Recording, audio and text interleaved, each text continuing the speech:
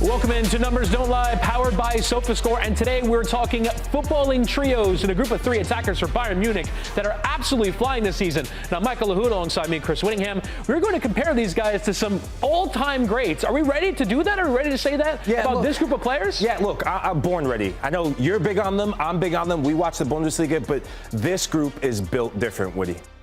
Yeah, you look at Harry Kane, Luis Diaz, Michael Olise, absolutely flying this season. So let's get into the numbers of what they've done so far on this campaign. Harry Kane, obviously, on a ludicrous run of goal scoring. 41 goals, 5 assists. Just hit 500 career goals this weekend. Michael Olise, obviously, with the 21 assists, is the main creative engine in the team. And Luis Diaz has added so much to this group. Yeah, look, this is a balance. Probably the best balanced front three I've seen in a long, long time, right? Harry Kane is chasing history, not just for Robert Lewandowski's single-season record, but I think he could get his all-comps record of 55, given the rate he's going. So let's compare players that are on 30-plus goal contributions this season, and you see 3 of the top 5 are Bayern Munich players. It's only Mbappe and Erling Haaland that break them up. It's ludicrous, right, what we're seeing. And Lothar Matthäus, German national team legend, Bayern Munich legend, he said this: if he had to build in the modern era the best ideal front three, he would pick this front three of Bayern Munich right now. And you see Harry Kane at top of that group with the 41 goals in all competitions. Mason Greenwood is the one player that's sort of level with Luis Diaz. But Olise has been brilliant. Creating Harry Kane has been fantastic scoring. And when you're talking about Mbappe and Haaland, it's a sensational group. So here are the numbers in total. 73 goals and 38 assists over the course of this season.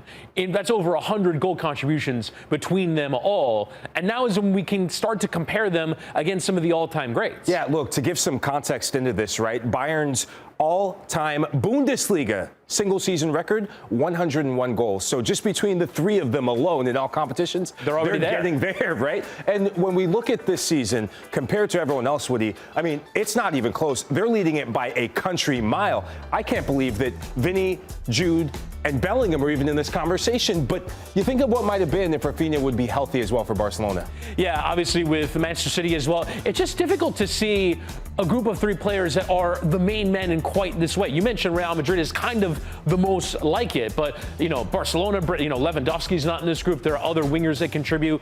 You look at Manchester City, there's so many attackers. Antoine Semenyo, maybe if he had been there the whole season, would be in that group. But it's just those 3 guys are dominating the ball, are dominating all of the goal-scoring space that there is for Bayern Munich this season. Yeah, look, now you can talk about what's happening right now, right? But let's go back in history, because we think of Bayern legendary teams, and this is Bayern Munich under Pep Guardiola. I think it was his 2nd season, fresh off of being the fastest Bundesliga champions, which was in March of the previous season. And just look at this, right? This is the full season of 14-15.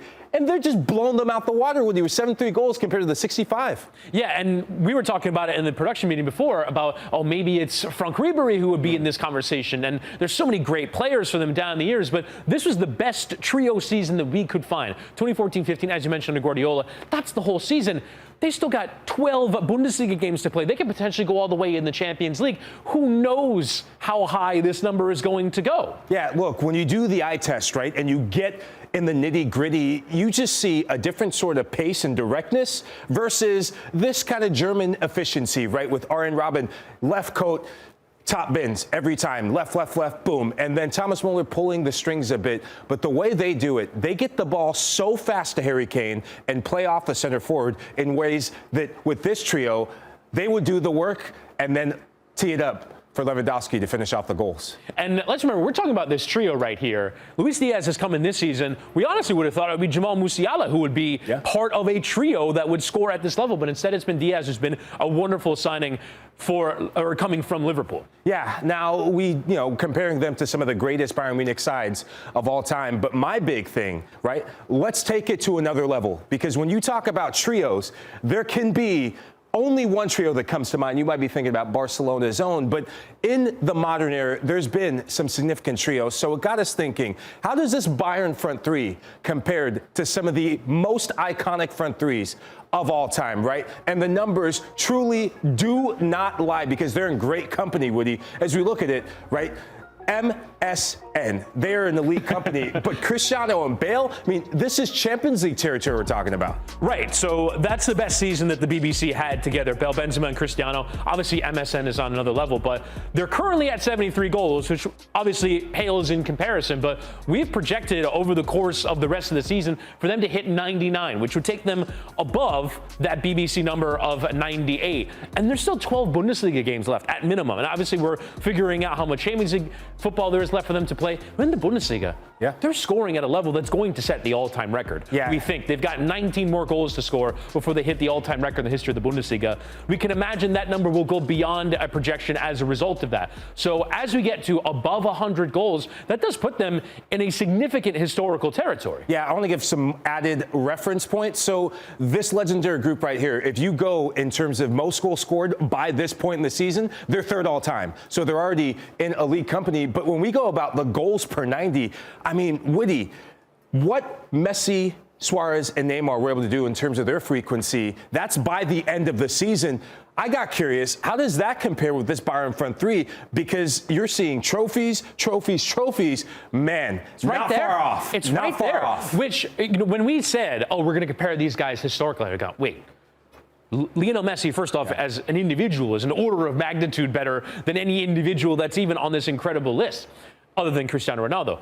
But you have Suarez and Neymar, who are also formed this amazing. If they're producing at a level that's similar to those three guys, then we have to talk about them in historical context. And yeah, you can maybe say, oh, you know, they're so dominant over the Bundesliga. You mean to tell me this Barcelona side wasn't dominant over the rest of La Liga? There's a level of dominance. Now, obviously, we're getting to the part of the season where Bayern will theoretically play their most difficult games, both domestically and abroad. And so if that number holds, we have to talk about them in these terms because they've been that good. Yeah, I love you bring up the point about where La Liga was, right? Because it was a two-horse race, really a one-horse race with that front three. And Bayern, they have put the league on their own terms. But I want to get even more within the weeds, right? Because that front three, each of them bring individual quality, and each of them have this star-studdedness, starting with the Harry Kane, where Harry Kane has to be in the conversations for one of the most underrated strikers in the modern era of football that we don't give enough credit to. And now that he plays for Bayern Munich, the goals per 90, this is out of this world stuff. Luis Suarez won the European Golden Boot, and he was getting goals per 90 like this. Harry Kane has smashed all of this out of the water, Woody. I mean, almost double. And he's at half a goal a game less. You mentioned that sort of underrated. I thought you were going to say one of the best. Let's not talk about underrated. Let's talk about under-discussed or over-discussed. He's just straight up one of the best strikers we've ever seen. And obviously now he's got the Bundesliga trophy to back this up. But obviously the trophy winning will be the next big thing for him to do to rack them up. If he can go win the World Cup this summer, if he can win the Champions League this year, that's the thing that really takes him into that next level. Yeah. And I love the man next to him with Bobby Firmino, very similar in how they're playing this season with Bayern Munich, almost dropping deep, facilitating play. But it's not just Harry Kane that's getting it done in the final third. Michael Olise. I mean, JD Dyer and I had this conversation. In my opinion, Michael Olise is definitely in the Ballon d'Or candidate when it comes to this season because he is so close. From goals per 90 is one thing, but if you put the goals and the assists, I mean, you're seeing a complete wide player, a complete attacker. I mean, this is awesome. Lionel Messi, it's not even, look, he's an alien, right? So you can't compare him to this. But when you think of what Mohamed Salah, when you think of Gareth Bale, and I mean, this is a creator getting you goals near that threshold. It's unreal. Right. He's got 21 assists this season. That is the number one thing really to focus on with him, but he still has that ability. You mentioned Robin earlier, cutting off that right, curling it with his left into scoring some fantastic goals. He's been absolutely stunning this season. Yeah, no, he really has. But the X factor, and I think that Karl-Heinz Rummenigge, the former CEO of Bayern Munich, said that if Luis Diaz can find that consistency, he can become the next world-class player to play for Bayern Munich. And this is world-class company. I mean, the Ballon d'Or is settled there with Cristiano Ronaldo, but for him to be getting goals and getting more goals per 90 than Sadio Mane and on the exact same rate as Neymar. Incredible. I never thought we would be having this discussion about Luis Diaz and being in the same trajectory as Neymar during his time as Barcelona when he left Liverpool. Well, and you said it there. It's consistency. That's the thing that we talk about all the time is can you deliver game after game after game against opponents which they are better than. But you still have to be that guy. And we've seen it in the Champions League in some of the biggest games where he has delivered as well. A signing beyond, I would say, their wildest dreams when they brought him in from Liverpool. Yeah. From a production standpoint. Yo, look, absolutely. He played in spurts, but now he's playing in totality. But we got to have this all-time conversation, right? Because, yeah, the Real Madrid trio is one thing. In the Champions League, that was one thing. But when it comes to the elite of the elite, MSN is at the wheel, right? So Lionel Messi, Luis Suarez, and Neymar were rewriting the record books.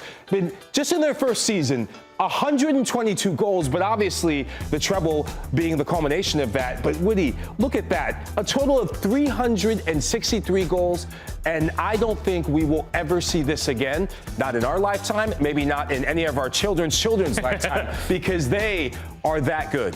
I mean, you never know, right? You never know what aliens are born into football in 50 years' time. But I don't think we'll ever see anything like Messi ever again. Never mind these three players who not only were spectacular as individuals, but they were spectacular collectively, which was not a guarantee. I think, for me, the biggest comp in sort of the modern game in terms of sheer talent is the group of Real Madrid. It's Kylian Mbappe, Rodrigo, Vinny Jr., Jude Bellingham. We talked about those guys as being some of the biggest talents in the game, but they don't play well together. These guys not only were spectacular individually, they play well together. They won a Champions League and a treble together.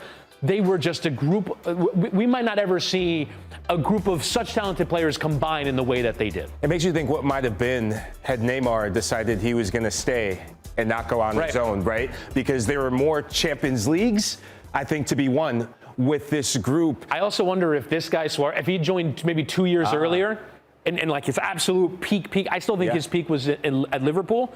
At Barca, though, he was still fantastic, but I also wonder if he had joined maybe that little bit earlier. Yeah, look, at the end of the day, you are in this all-time conversation ultimately because you're judged on trophies. And I checked, Bayern haven't won anything just yet when it comes to major silverware. They basically have, though. Right? They've won the Bundesliga already. So that's over. So I'm blown away to see this because for all the La Ligas that Barcelona trio won, you think of what it meant for them to be dominant in the Champions League. The one thing the Real Madrid cares most about is the Champions League.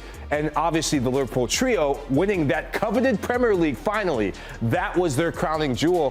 For this Bayern Munich trio, for you, do you think they get it done? Do you think they win the treble and make the Champions League part of that treble? As good as they've been, I'm going to say no. I don't think Bayern Munich will get there. I think there's so many good teams in the Champions League, and I actually think it's not anything to do with the attackers. I think it's the midfield and the defense that I think is a little bit one thing. We see Manuel Neuer now out with an injury, so I think that Bayern Munich are not quite there to go and win it all. Yeah, I agree with you, but we will see. I want to hear from you guys. You tell us, do Harry Kane, Michael Olise, and Lucho Diaz make the all-time best trio in world football? Hey, thanks for watching this video from Numbers Don't Lie. Be sure to catch our show every Monday at 5 p.m. on YouTube. And for news and insights from leagues all around the world, including Serie A, EFL, and all UEFA competitions, both men's and women's, don't forget to sign up for Paramount Plus.